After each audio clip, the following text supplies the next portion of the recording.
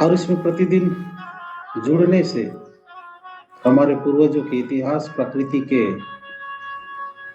महत्व, प्रकृति के शक्ति, प्रकृति के रहस्य आदि को जानने समझने का अवसर भी मिलता है। अभी तक हम लोगों ने देखा किस प्रकार से हमारे पूर्वजों ने सभ्यता का विकास करते हुए नारगण व्यवस्था तक पहुंचा। नारगण व्यवस्था मतलब गांव की व्यवस्था। नार शब्द का अर्थ ही होता है जिस प्रकार से लता होती है पेड़ पर चढ़ने वाला, जैसे कुंदरू का नार, सेमी का नार, वो इंसान का भी नार होता है, जीव जंतुओं का भी नार होता है। इंसानों का जो नार है उसको नाभि नाड़ कहा जाता है। गर्भावस्था में उसी नाभि नाड़ से बच्चे को पोषण मिलता है और जब बच्चे का जन्म होता है तो उस नाभि नाड़ को काट करके गर्भ से अलग किया जाता है और उसको गांव में गड़ाया जाता है।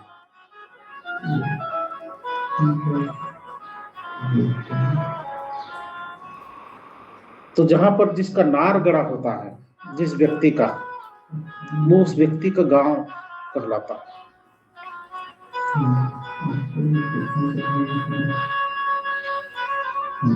जैसे कोई पौधा है, लता वाला पौधा, उसका जो नार है एक जगह गड़ा होता है जमीन में, उसके बाद ऊपर फैल करके, चारों तरफ फैल करके आसमान में फैल जाता है वो, और फलता है, फूलता है। ठीक उसी प्रकार से इंसान जिस गांव में जन्म लेता है वहां से वो पढ़ करके, संस्कारित होकर के, सीख करके पूरी दुनिया में वो नाम कमाता है, सफलता की बुलंदियों पर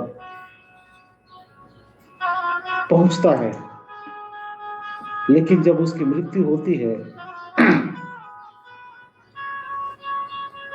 तो पूछा जाता है कि भाई इसका नार कहाँ गड़ा है,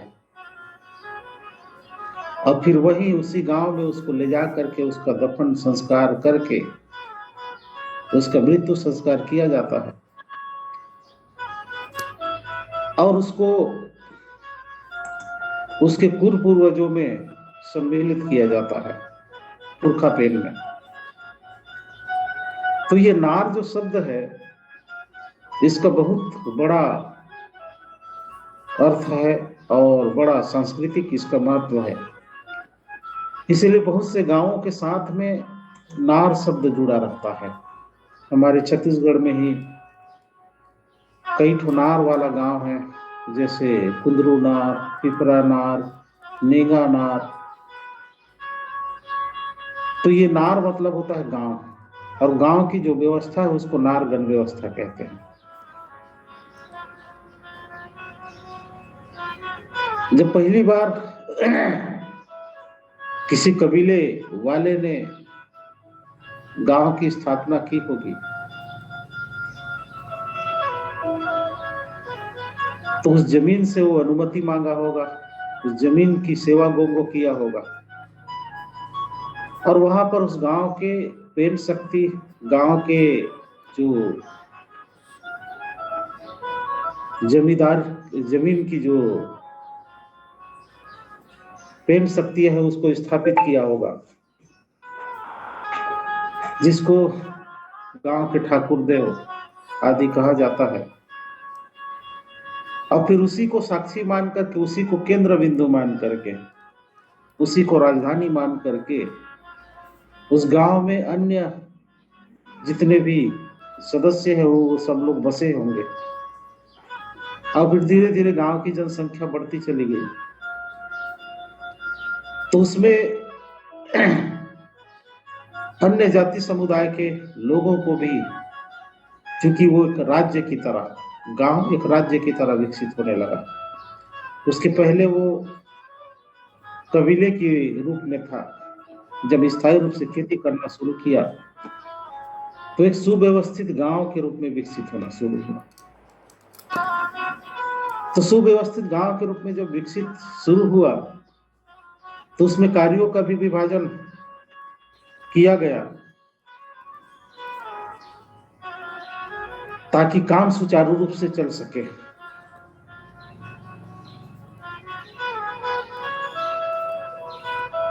और उसमें कार्यों के हिसाब से सेवा गोंगो करने वाले को बैगा, गांव के प्रबंधन व्यवस्था को देखने वाले को मुखिया, गांव की राजस्व को देखने वाले को पटेल और गांव की सुरक्षा को देखने वाले को माझी और गांव में लोहे की जरूरत को पूरा करने वाले को लोहार और गांव में पानी की व्यवस्था करने वाले को पनिका आदि। इस प्रकार से कार्यों का विभाजन करके एक समृद्ध गांव का निर्माण किया गया। गांव एक प्रकार से पूर्ण गणतंत्रात्मक इकाई है, लोकतांत्रिक इकाई है। बिना गांव के किसी लोकतंत्र गणतंत्र की कल्पना नहीं किया जा सकता। उस गांव में निर्णय करने की व्यवस्था जिस प्रकार से कोर्ट होते हैं, न्यायालय होते हैं, उसी प्रकार से विवादों का निपटारा करने के लिए पंचायत पंच की व्यवस्था और सबको बराबरी का अधिकार मिले, इसको ध्यान में रखते हुए चाहे महिला हो चाहे पुरुष हो, सब बराबरी से काम करते थे, बराबरी का हक हो। जितना अलग अलग कामों के हिसाब से, जैसे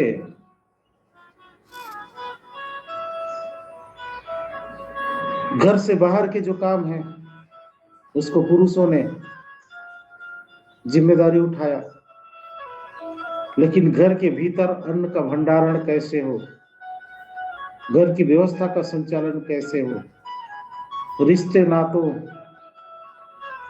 का प्रबंधन कैसे हो, अधिकांश महिलाओं ने इसकी जिम्मेदारी उठाई।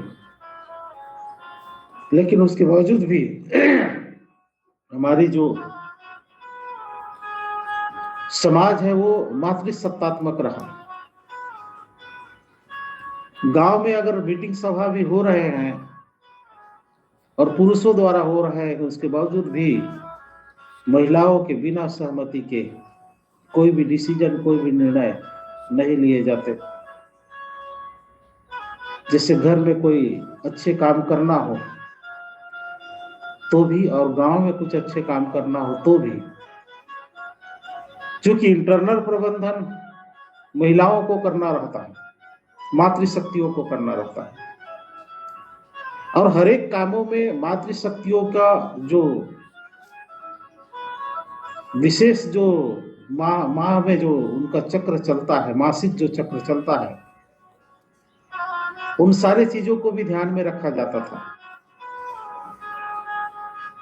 तो उनसे पूछ करके ही सारे काम किए जाते थे। इस प्रकार से एक समृद्ध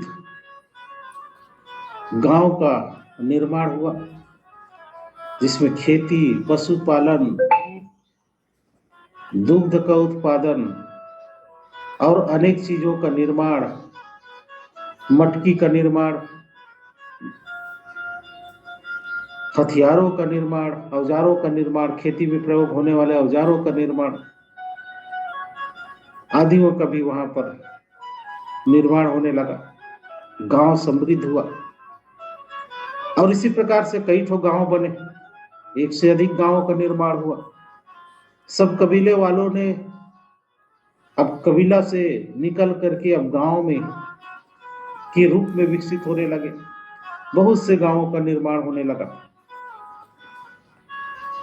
और जब बहुत से गांवों का निर्माण होने लगा तो गांव के विवाद गांव में ही निपटा लिए जाते रहे होंगे, किंतु सभी गांवों का एक एकीकृत संचालन व्यवस्था बनाने के लिए, संगठनात्मक ढांचा को मजबूत करने के लिए 12-12 गांवों का परगना बनाया गया, ताकि बीच बीच में 12-12 गांवों की सभाएं हों, मीटिंग हो, और विवाद के प्रकरण गांव में ना हो तो 12 गांवों के बीच में जाकर के फैसले हों। 12 गांव का, 24 गांव का, 48 गांव का, इस प्रकार से अलग अलग उच्च स्तरीय संस्थाओं का निर्माण हुआ। परगनाओं से ऊपर गढ़ का निर्माण हुआ। गढ़ एक जो है राज्य इकाई हुआ करता था, जिसमें 70-80 से ज्यादा गांव उस क्षेत्र के लोग आते थे, और 70-80 गांवों के बीच में एक गढ़ का मुखिया होगा। जिस प्रकार से गांव में गांव के मुखिया होते हैं, उसी प्रकार से गढ़ लेवल पर गढ़ के मुखिया होंगे।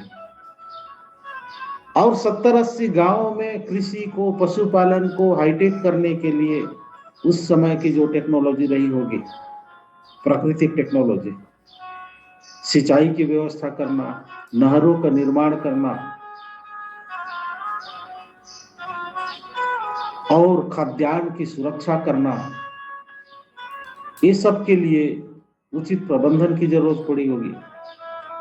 इसलिए गढ़ के मुखिया और गढ़ लेवल पर भी जो है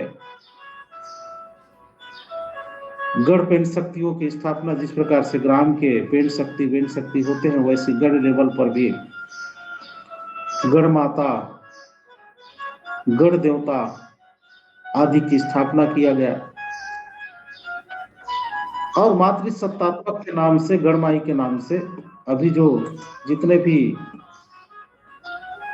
माता के रूप में जो पेंच शक्तियां गढ़ों में दिखाई देते हैं, चाहे वो बमलाई हो, चाहे कुदरगढ़ी हो, चाहे हिंगलाजनी माई हो, ये सब गढ़ माता हैं। और इन्हीं गढ़ माता के नाम से गढ़ के मुखिया व्यवस्था का संचालन करते थे। बाद में बाहरी लोगों ने हमारे गढ़ों पर कब्जा कर लिया, ट्रस्ट और समिति बना करके उसको दुर्गा और लक्ष्मी आदि भगवानों की मूर्तियों में कन्वर्ट कर दिया, और हमारे गढ़ स्थल पर दूसरे लोगों का कब्जा हो गया। तो चूंकि खाद्यान्न की सुरक्षा करने के लिए भी गढ़ लेवल पर जरूरी था, तो सभी गांवों से खाद्यान्न इकट्ठा करने की व्यवस्था बनाई गई, ताकि गढ़ लेवल पर प्रबंधन किया जा सके, संचालन किया जा सके। और मान लीजिए कहीं पर विपदा आती है, पानी नहीं गिरा, अकाल पड़ गया, तो गढ़ से अनाज सभी गांवों में पहुंचाया जा सके, भंडारण करने की व्यवस्था बनाया गया गढ़ लेवल पर, जिसको अभी हम लोग बरार या खरवन सिस्टम कहते हैं। भाई जिसके यहाँ भी जितना अनाज पैदा होगा, उस अनाज का कुछ हिस्सा गढ़ लेवल पर जमा करने होंगे, और इस प्रकार से गढ़ लेवल पर जमा करने की जो सिस्टम बने, वही आगे चल करके वर्तमान में उसी को कर कहते हैं, टैक्स कहते हैं। और राजा लोग भी कर वसूला करते थे। तो जो कर है, वास्तव में हमारे समाज की बरार और खरवन की व्यवस्था थी। हर एक जनता जो भी उत्पादन करता है, ये जो भी कमाता है, उस कमाई का, उस उत्पादन का कुछ हिस्सा गढ़ लेवल पर जमा करना जरूरी है, ताकि जब विपत्ति आए, संकट आए, प्रलय की स्थिति आए, अकाल दुकाल की स्थिति आए, या कोई दुश्मन आक्रमण करे, तब उन संपत्तियों के माध्यम से अपने राज्य की सुरक्षा किया जा सके। तो हर गांवों से जब अनाज इकट्ठा होने लगे गढ़ लेवल पर, तो बहुत ढेर सारे अनाज गढ़ लेवल पर इकट्ठा हो गए। अब बहुत ढेर सारे अनाज गढ़ लेवल पर इकट्ठा हो गए तो उसकी सुरक्षा की जरूरत पड़ी। तो सुरक्षा करने के लिए फिर गढ़ के सेना का निर्माण हुआ, गढ़ के सैनिकों का निर्माण हुआ, सिपाहियों का निर्माण हुआ जो गढ़ की सुरक्षा करें, गढ़ के खाद्यान्न की सुरक्षा करें, गढ़ की संपत्ति की सुरक्षा करें। और सैनिकों के साथ साथ जो है, ताकि उस गढ़ में कोई भी दुश्मन घुस करके, कोई भी चोर घुस करके चोरी ना कर सके, इसलिए चारों तरफ दीवार उठाया जाने लगा, पत्थरों का दुर्ग बनाया गया। लेकिन जब देखे कि जो है गढ़ का निर्माण ऐसे जगह पर होना चाहिए जहां पर आसानी से कोई चोर डाकू घुस न सके, और यदि कोई चोर डाकू घुसने की कोशिश करे तो ऊपर से ही उसको देखा जा सके, ऐसा विचार करके फिर हमारे पूर्वजों ने गढ़ बनाने के लिए पहाड़ों को चुना, ऊंची ऊंची पहाड़ों की चोटियों को चुना। और ये निर्णय लिया गया कि अब जितने भी गढ़ बनेंगे वो पहाड़ों के ऊपर बनेंगे, और पहाड़ों के ऊपर चारों तरफ घेर करके उसको दुर्ग बनाया जाएगा, ताकि कोई भी दुश्मन उस गढ़ में घुसने का कोशिश करे तो बाहर ऊपर से ही देखा जा सके। और चारों तरफ सेनाओं को नियुक्त किया गया, गढ़ सैनिकों को नियुक्त किया गया। इस प्रकार से हमारी जो गढ़ व्यवस्था थी वो मजबूत होने लगा और एक राजा महाराजाओं वाली व्यवस्था के रूप में बदलने लगा। क्योंकि इतने ज्यादा खाद्यान्न इकट्ठा होंगे, इतने ज्यादा संपत्ति वहां जब इकट्ठा होगी और उन संपत्तियों का उपयोग हर एक गांव के विकास के लिए करना था, कहीं पर नहर का निर्माण करना है, कहीं बांध का निर्माण करना है, तो कहीं पर जो है मकानों का निर्माण करना है, सड़कों का निर्माण करना है। तो इतने ढेर सारे काम भी बढ़ने लगे। काम बढ़ने लगे तो अकेले गढ़ मुखिया वो काम नहीं कर सकते थे, इसलिए अपने मंत्रियों का वो नियुक्ति किया कि भाई एक व्यक्ति बरार और खरवन मतलब कर वसूलने का काम करेगा, दूसरा उसका व्यय कैसे हो इसकी योजना बनाएंगे, और क्षेत्र में कहाँ पर बांध का निर्माण करना है, कहाँ नहर का निर्माण करना है, कहाँ जो है गोटुल का निर्माण करना है। इस प्रकार से कार्य योजना हमारे गढ़ मुखियाओं के द्वारा किया जाने लगा। तो हमारी जो व्यवस्था है वो नारगण व्यवस्था से विकसित होकर के गढ़ लेवल की गण व्यवस्था में विकसित हुआ। और हमारी सभ्यता समृद्ध होते चली गई। और ये सब उस समय हो रहा था जिस समय पूरी दुनिया में आदि पाषाण काल था। अभी तक जो बातें, जो इतिहास बताया जा रहा है, उस समय कोई धर्म नहीं बने थे, कोई वेद नहीं बने थे, कोई ग्रंथ नहीं बने थे। ब्रह्मा विष्णु महेश आदि जितने भगवान आप सुनते हैं उसमें से एक भी भगवान इस धरती पर, इस दुनिया में नहीं था।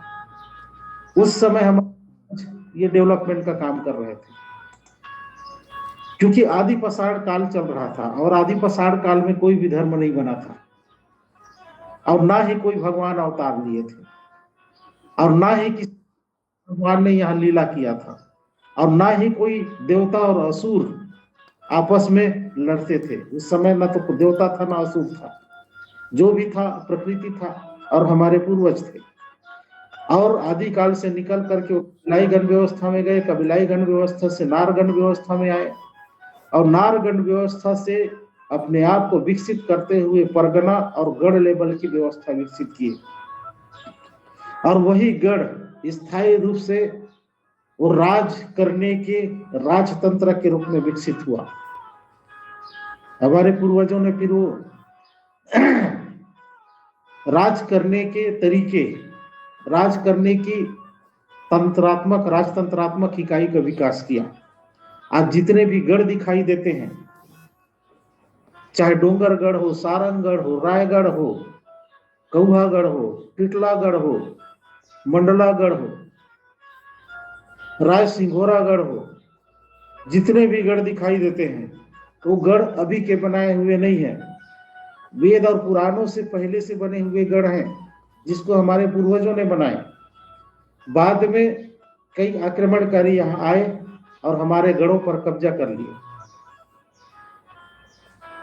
और गढ़ों पर कब्जा कर लिए। उसके बावजूद भी हमारे गढ़ माता, वहां जो हमारे गढ़ के जो माता है उसकी सेवा गंगो वो हमारे तरीके से ही कर रहे थे अभी तक। बाद में जब ब्राह्मणों ने कब्जा किया तो ब्राह्मण विधि से उसको संचालित करने का प्रयास करने लगे, और ब्राह्मण विधि संचालित करने के लिए उन्होंने उस गढ़ के महत्व को खत्म किया और वहां अपनी देवी देवता, अपने जो है काल्पनिक ईश्वर और भगवानों को स्थापित करके हमारे पूर्वजों की जो गढ़ माता है और गढ़ पेन है उसको विस्थापित किया। जिस प्रकार से गांव में ग्राम देव और ग्राम माता दोनों होते हैं, उसी प्रकार से गढ़ लेवल पर हमारे जो गढ़ देव हैं उसको शिवलिंग में बदल दिया गया और गढ़ माता को दुर्गा और काली के अवतार के रूप में बदल दिया गया, जबकि वो किसी गोत्र विशेष की वो गढ़ माता होती थी। अब शिवलिंग में बदल दिए जाने से सबको ये लगने लग गया कि वो हमारे गढ़ देवता थोड़ी हो, तो शंकर भगवान है, वो तो शिवलिंग है। इस तरीके से जो है शिवलिंग की पूजा चालू हो गई। जबकि अभी भी हमारे सरगुजा छत्तीसगढ़ में गांव में जो गुड़ी के जो समूह है उसमें शिवलिंग नहीं होता है, वो पेड़ के नीचे पत्थरों के रूप में ही रहता है। तो इस प्रकार से हमारी व्यवस्थाओं में बाद में परिवर्तन हुए। पूरी तरह से हमारी प्राकृतिक व्यवस्था थी, सामाजिक व्यवस्था थी, सांस्कृतिक व्यवस्था थी। इस प्रकार से हमारी गढ़ सभ्यता, गढ़ गंड व्यवस्था, इसमें दो प्रकार की गढ़ है, उसको आप लोग समझिएगा। एक जो गढ़ बोल रहे हैं वो ग और ढक्कन वाला ढ, जिसको गढ़ बोलते हैं, जैसे कुदरगढ़, जैसे डोंगरगढ़, जैसे सारंगगढ़, उसमें जो आखिरी में ढ है वो ढ मतलब गढ़ और दुर्ग के लिए है। और दूसरा जो गंड हम लोग जो बोलते हैं जिसमें ग आधा ना मिले ड, गंड, जिसको गंड बोलते हैं, जिससे गणतंत्र वाला गढ़ विकसित हुआ है। ग औड़ा गणतंत्र में जो गढ़ है वो गढ़ का मतलब होता है कबीला या ट्राइब या जन या लोग। तो दोनों गढ़ में कंफ्यूजन नहीं होना है। एक गंड है और एक गढ़ है। गढ़ का मतलब होता है दुर्ग, किला, हमारे राज करने की इकाई, और गंड का मतलब होता है कबीला या ट्राइब, जन समूह, हमारे समाज की जो है एक लोकतांत्रिक समूह, जिसको गंड समूह कहते हैं। तो गंड व्यवस्था और गढ़ गंड व्यवस्था दोनों में कंफ्यूजन नहीं होना है। गंड व्यवस्था मतलब सभी ट्राइबलों की गणतांत्रिक व्यवस्था, अब गढ़ व्यवस्था मतलब वो दुर्ग और किले वाला व्यवस्था, जहां पर हमारे खाद्यान्न सुरक्षित रहते थे, जहां से हमारे गढ़ मुखिया अपने क्षेत्र के राजाओं, अपने क्षेत्र के प्रजा के लिए, अपने क्षेत्र के जन के लिए, उसके समृद्धि के लिए कार्य करते थे। बीच बीच में गढ़ सभाओं का आयोजन होता था, गढ़ जतरा का कार्यक्रम होते थे, जिसमें सभी गांवों के लोग अपने अपने देवताओं के साथ, अपने अपने गढ़ के झंडों के साथ उस गढ़ में इकट्ठा होते थे, और वहां पर इकट्ठा होकर के सामाजिक सांस्कृतिक चर्चाएं होती थी, और मिल करके सामूहिक भोज का कार्यक्रम होता था। उसको गढ़ जतरा कहते हैं। अभी भी साउथ में कई जगह वो जतरा कार्यक्रम होते हैं। और अमूरकोट में कोट जतरा होता है, कचारगढ़ में जो होता है वो गढ़ जतरा है। तो ये जतरा कार्यक्रम जो होता है वो बहुत प्राचीन है और पहले से चला आ रहा है। समय के साथ साथ हमारे जतरा कार्यक्रम भी हाईजेक हुए और बाहर से आए हुए लोगों ने उसको माघी पूर्णिमा का जतरा या फिर कुंभ का जतरा इस टाइप से परिवर्तित कर दिए, जिसके कारण से हमारे समाज में भ्रम की स्थिति पैदा हो गई। और जतरा कार्यक्रम में भी हाईजेक करके उसको हिंदूकरण बनाने का प्रयास किया गया, ब्राह्मणीकरण बनाने का प्रयास किया गया, जिससे समाज में भटकाव की स्थिति निर्मित हो गई। लेकिन साउथ में अभी भी बैगा पहान पद्धति से वहां पर सेवा गोंगो होता है, तो इससे पता चलता है कि हमारे पूर्वजों की वो जतरा है। जिस जतरा में मुर्गा बकरा आदि चढ़ता है, क्योंकि हिंदुओं की जतरा में मुर्गा बकरा कहां चढ़ेगा, उनके देवी देवता में तो, उनके भगवानों में बकरा तो चढ़ाते नहीं है। तो हमारी व्यवस्था को उन्होंने परिवर्तित किया और जतरा कार्यक्रम को डाइवर्ट किया। और हमारे गढ़ स्थलों पर, गढ़ के जो पेन खाना है, गढ़ माता है, गढ़ देवता है, वहां पर कभी मंदिर नहीं हुआ करते थे, सिर्फ ठाना होता था। और ठाना जो है मंदिर की शक्ल में नहीं होता है, जिस प्रकार से मंदिर जो है चर्च की शक्ल में नहीं हो सकता, मस्जिद की शक्ल में मंदिर नहीं हो सकता, गुरुद्वारा की शक्ल में नहीं हो सकता, उसी प्रकार से हमारे जो ठाना है वो मंदिर की शक्ल में नहीं हो सकता। हमारे ठाने का स्वरूप मंदिर के आकार में नहीं होता, वो मकान के आकार में होता है, घर के आकार में होता है। जिस प्रकार से हमारे घर होते हैं उसी प्रकार से चारों तरफ खूंटा गड़ा होगा, खंबा होगा, उसके ऊपर छत होते हैं, खप्पर वाला छत। तो मंदिर नहीं होते हैं, मंदिर तो वैदिक वालों के होते हैं। बाद में माइंड को डाइवर्ट करके राजाओं से ब्राह्मण पुरोहित जब रखने लगे हमारे गढ़ के मुखिया लोग, बाहरी जगह आक्रमण हुआ तो ब्राह्मण लोग जो है अपने आप को पुरोहित बना करके राजाओं का विश्वास जीते और राजाओं के साथ घुल मिल गए और उनको कन्विंस कर दिया कि भाई ये शिवलिंग की पूजा करना है और मंदिरों का निर्माण करना है। और हमारे जो राजा डाइवर्ट हुए वो फिर उन्हीं के हिसाब से मंदिरों का निर्माण करने लग गए, उन्हीं के हिसाब से जो है उसमें शिवलिंग स्थापित करने लग गए। तो ये मंदिर और मूर्तियां जो दिखाई देते हैं वो बाद में राजाओं ने, भ्रमित राजाओं ने मनुवादियों के प्रभाव में आकर के उसको विकसित किया। तो इस प्रकार से गढ़ का स्वरूप भी चेंज हुआ। इन सारे इतिहासों को जानना और समझना बहुत जरूरी है। जैसे बनारस है, बनारस जो है आज हिंदुओं का सबसे बड़ा धर्म स्थल है, लेकिन हिंदुओं के धर्म स्थल बनने से पहले वो हमारे गढ़ थे और हमारे गढ़ के शंभू का वहां पर स्थान था। बनारस का मतलब होता है बाना से निकलने वाला रस, जो हमारे पेन को जगाने के लिए बाना का प्रयोग, बजाने वाला जो यंत्र होता है जिससे पेन शक्ति को जागृत किया जाता है, बाना का रस। जब तक वहां बाना नहीं बजता था वहां की पेन शक्ति जागृत नहीं होते थे, तो वो बाना बजा करके बनारस के हमारे शंभू है उसको जागृत किया जाता था। बाद में कई प्रकार के ग्रंथ, कई प्रकार के कथा कहानियां बना करके उसको हाईजेक कर लिया गया। अब उसके पुजारी बैगा नहीं है, अब उसके पुजारी जो है ब्राह्मण लोग हैं।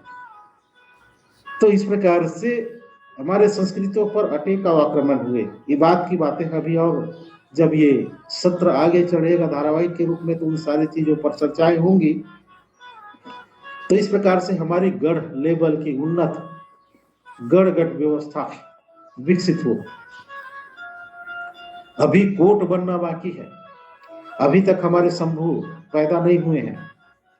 अभी तक हमारे शंभू के पहले जो व्यवस्था चल रहा है उस व्यवस्था की चर्चाएं हो रही है, गढ़ लेवल की गण व्यवस्था की। बाद में गढ़ से ऊपर फिर कोट सभ्यता विकसित होता है। कोट सभ्यता गढ़ से भी ऊपर नगर राज्य होता है। जिस प्रकार से अभी नगर पंचायत, नगर निगम है, नगर पालिका है, उसी प्रकार के जो शहरी सभ्यता विकसित हुआ और जिसमें कई गढ़ मिलकर के कोट बना। सिंधु घाटी की सभ्यता वास्तव में हमारी कोट सभ्यता थी, जिसको अंग्रेजी में डीजी कहते हैं और हिंदी में उसको नगर राज्य कहते हैं। तो कोट सभ्यता गढ़ से बाद में विकसित हुआ, जिसके बारे में हम अगले सत्र में अध्ययन करेंगे। इन सारे ज्ञान हमारे भीतर पहले से मौजूद है, हम सबके भीतर, क्योंकि हमारे पूर्वजों ने इस व्यवस्था को जिया है, इस व्यवस्था का अनुभव किया है, इस व्यवस्था में वो रहे हैं, इसलिए वो ज्ञान कभी खत्म नहीं हो सकता, बस हमारे भीतर कहीं छुपा पड़ा है। उस छुपे हुए ज्ञान को जागृत करने की जरूरत है। इसीलिए जब हम ये बातें बोलते हैं तो जो लोग आदिवासी समुदाय से है, ट्राइबल कम्युनिटी से है, वो इन बातों से कनेक्ट हो जाते हैं। वो इतिहास को नहीं जानते, इतिहास को नहीं देखे, इतिहास के बारे में कभी पढ़े नहीं है, इतिहास के बारे में कभी सुने नहीं, उसके बावजूद भी इन बातों से कनेक्ट हो जाते हैं। जैसे बिजली के तार को जोड़ा जाता है तो वायर सही रहता है तो बल्ब जल जाता है, और वायर सही नहीं रहता तो बल्ब में विस्फोट हो जाता है। आप और हम सब जुड़ रहे हैं, इसका मतलब यह है कि हमारा वायर सही है, कनेक्शन सही है, इसलिए ज्ञान प्रकाशित हो रहा है। यदि आपके और हमारे विचार कनेक्ट नहीं होंगे तो विस्फोट हो जाएगा। ये सब बातें हम मनुवादियों को बताएंगे तो उनके तार हमारे तार मिलेंगे नहीं तो विस्फोट हो जाएगा। आप सब हम कनेक्ट हो रहे हैं, इसका मतलब यह है कि हमारे पूर्वजों ने इस व्यवस्था को जिया है, इस व्यवस्था को बनाया है। वो हमारे डीएनए में, हमारे अवचेतन मन में वो ज्ञान, वो फाइल सुरक्षित है। उसको जगाने की जरूरत है, और उसको जगाने के लिए हमारे शंभू शेख द्वारा बनाए हुए योग और तंद्रा विधि का अभ्यास, क्योंकि हम बाहरी दुनिया में जीते हैं, भीतर की दुनिया में कभी प्रवेश ही नहीं करते। बाहर में जो चीजें हमको दिखाई देता है उसी पर हम लोग मगर रहते हैं। क्या खाना है, क्या पीना है, कहाँ पर सोना है, कैसे गाड़ी चलना है, कब मीटिंग करना है, कब सभा जाना है, इसी दुनिया में हम लोग 24 घंटा बिजी रहते हैं। कभी भीतरी दुनिया को झांक कर नहीं देखे। हमारे भीतर एक पूरा संसार चल रहा है, और उस संसार में प्रकृति की संपूर्ण शक्ति हमारे भीतर भरे पड़े हैं, समाहित है। हमारे भीतर शक्तियों का खजाना है, ज्ञान का खजाना है, समृद्धि का खजाना है, आरोग्य का खजाना है। उसकी तरफ कभी हमने ध्यान ही नहीं दिया। इसलिए शंभू शेख ने कहा कि भीतर की यात्रा करना जरूरी है, और भीतर की यात्रा करने के लिए उन्होंने योग और तंद्रा की विधि, टेक्निक, तरीके इजाद किए। वो भी बाद में हाईजेक हो गया। बाद में बड़े बड़े योगाचार्य आए, बड़े बड़े मेडिटेशन सेंटर खुले, लेकिन भाई हमको तो अपने जो आदि हमारे कोसोडूम है, उनके बताए मार्ग को सही तरीके से समाज के बीच में लाना है। तो योग और तंद्रा करने के लिए सुखपूर्वक आसन पर आप लोग बैठ जाए, कमर पीठ सीधी कर लें, हाथ ज्ञान की मुद्रा में बना ले और आंखों को बंद कर लें। ज्ञान की मुद्रा इस प्रकार से बना करके घुटने के ऊपर रखा, जंघे